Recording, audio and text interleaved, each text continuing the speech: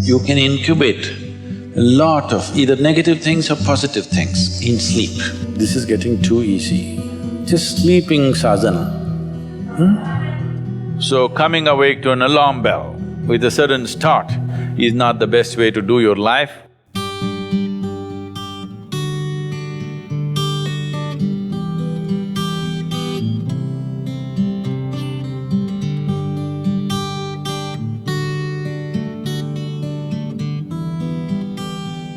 How many of you find that one day morning when you get up without any reason, you're just feeling ugly for no reason? If it is happening even at least 2-3 times a year, if it is, then you must do certain things before you go to bed. It's very, very important. Because unconsciously, you need to understand this, you can incubate a lot of either negative things or positive things in sleep. Either pleasantness or unpleasantness, you can incubate very effectively, uninterrupted in sleep. You can also incubate it in the day, but there are so many interruptions, it doesn't happen very efficiently. But if you have a tendency to go to bed in a certain way and you wake up in the morning really nasty for simply no reason, that means you're incubating things in the night very efficiently. Bad eggs.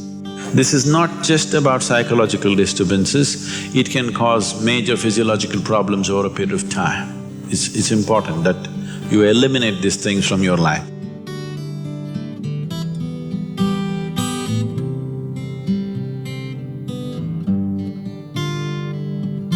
So, before you go to bed in the night, there are certain things that you need to take care of.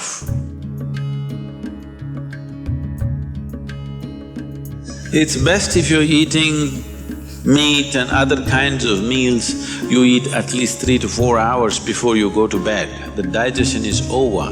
Before going to bed, drink a certain amount of water and go to bed. You will see it gets taken care of just like this.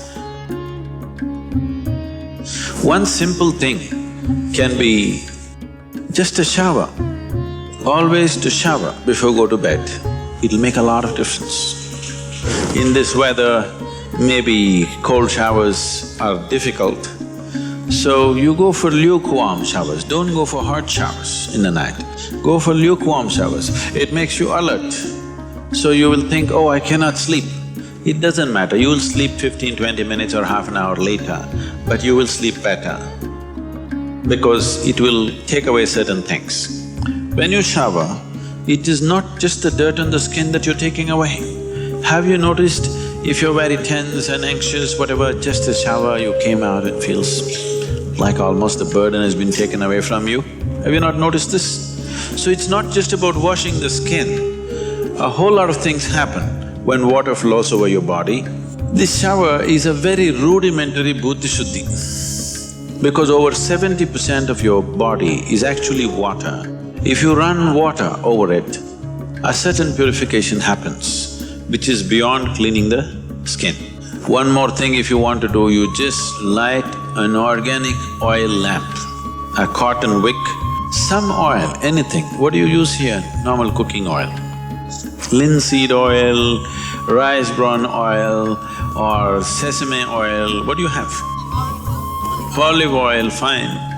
Any organic oil with a cotton wick, just burn one little lamp somewhere in the room where you sleep. You will see these things will completely disappear. If you can bring in a chant or there are nightly practices, yogic practices, before you go to bed, sit on your bed and do this practice. If you want to do Isha Kriya, it's available on the net. Generally, in India, they told you should not put your head to the north and sleep. You're aware of this? If you put your head to the north and sleep during the night when you're in horizontal positions, then slowly the blood will get pulled towards your brain. When there is too much circulation in the brain, you cannot sleep peacefully. If you have any kind of,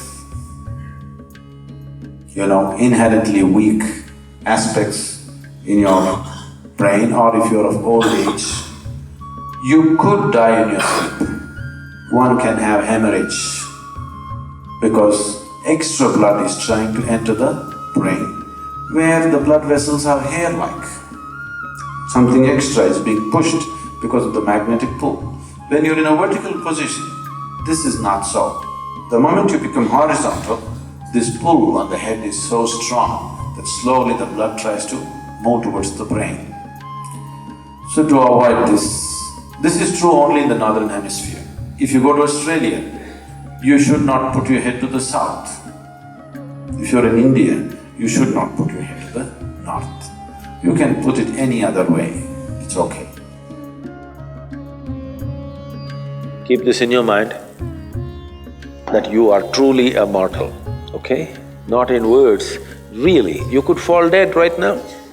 You may be young, you may be old, it doesn't matter, you can fall dead right now. Yes or no? Before you go to bed, sit on your bed and think this is your deathbed.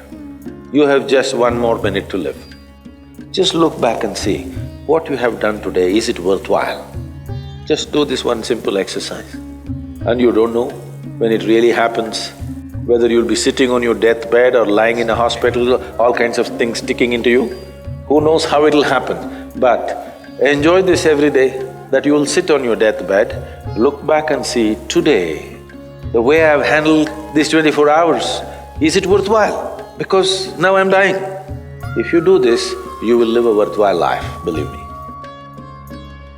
So every day in the night, all of you should do this before you go to bed. Last 3 minutes, everything that you have gathered, the body, the content of the mind, things, don't ignore small things, these small things are big things. I've seen how people are carrying their own private pillow, you know, because it's very important.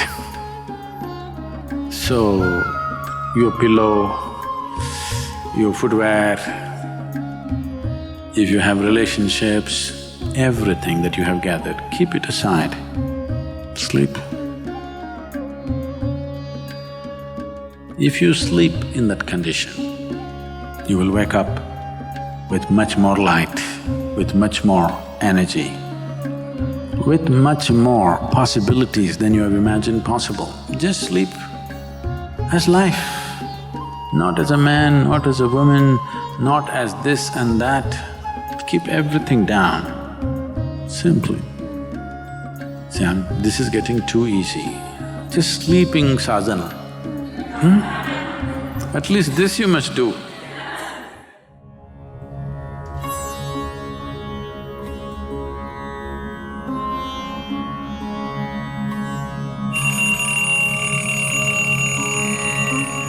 So what kind of sounds come awake to will determine the context of the day and the future of your life in many ways. So coming awake to an alarm bell with a sudden start is not the best way to do your life. It is best that if you need a certain amount of sleep, if your body right now, because of the kind of food that you consume and the kind of thoughts and emotions that you process within yourself, accordingly you may… and the level of vibrance that you have managed within your body will determine how much sleep you need. Let us say you need let's say you need 8 or 12 hours of sleep. I was saying the wrong number Whatever amount of sleep you need, you know how much you need. So you go to bed early enough so that you come awake naturally. If you're coming awake naturally, and suppose you have a doubt whether you will come awake or not, if you have a certain chant, if you've identified one of the Vairagya chants, you can use it.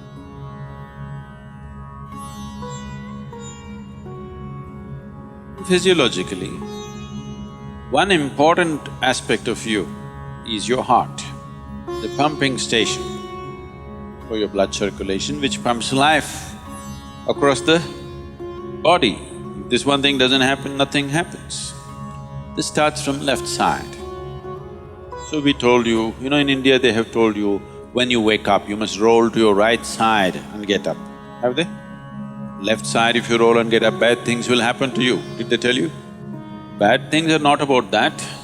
When you're in a certain state of relaxation, when the body is in a relaxation, the metabolic activity is low. When you get up, there is a certain surge of activity.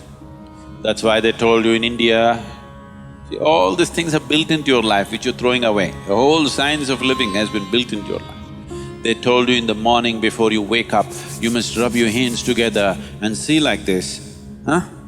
Not see like this, you must place it upon your eyes.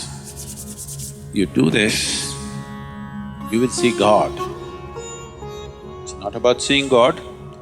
If you rub these two things together, all the nerve endings, there's a heavy concentration of nerve endings in your hands. If you do this, the system comes awake immediately. You're feeling asleep, you're feeling sleepy, just do this and see. Everything comes awake. So morning before you move your body, you get it awake first and then place it upon your eyes. Instantly a whole range of nerves connected with your eyes and the other aspect of your senses come awake. Before you move your body and your brain should be active. You shouldn't get up dumb, that's the idea. Understand? So you do that and then roll over to your right and get up. Today, if all of us go to bed, by tomorrow morning, nearly 250,000 people won't wake up.